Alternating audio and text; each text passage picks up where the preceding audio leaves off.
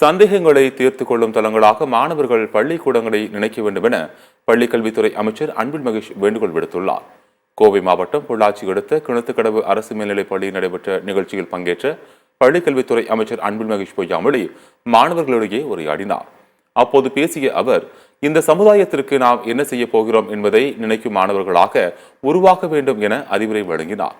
மேலும் தொடர்ந்து பேசிய அவர், பள்ளிக்கூடம் என்பது உங்கள் சந்தேகங்களை தீர்த்துக் கொள்ளும் இடமாக இருக்க வேண்டும் என்றும், பள்ளிக்கூடத்தில் என்ன தேவையோ அதை பெறுகின்ற எண்ணத்தை வளர்த்துக் கொள்ள வேண்டும் எனவும் அறிவுறுத்தினார்.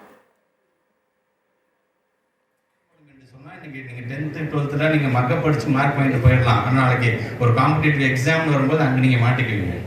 அதனால இப்பொழுதே பள்ளிக்கூடம் என்பது உங்களுடைய சந்தேகத்தை தீர்த்து வைப்பதற்காக இருக்கக்கூடிய இடம். இங்க கையை ஒசத்தி எனக்கு சந்தேகம் மேடம் நீ சொல்லாம விட்டுட்டீங்கன்னா, உனக்கு சந்தேகம் வந்து நீ கேட்காம விட்டுட்டீங்கன்னா காலம் முழுதும் நீ இப்படியே தான் இருக்கிற மாதிரி ஆயிடும். அதனால பள்ளிக்கூடத்தை பொறுத்த வரைக்கும் உங்களுக்கு என்ன தேவை அதை உடனடியாக அதை கேட்கக்கூடிய பள்ளி மாணவர்கள் நீங்க இருக்க வேண்டும். ஏன்னா பள்ளிக்கூடம் என்பது உங்களுடைய சந்தேகத்தை தீர்த்து வைப்பதற்காக தான் ஆசிரியர் பெருமக்களுக்கு இங்கே வருகிறார்கள். அதை செய்யக்கூடிய ஒரு நல்ல மாணவ செல்வங்களாக நீங்கள் ஒவ்வொருவரும் இருக்க வேண்டும்.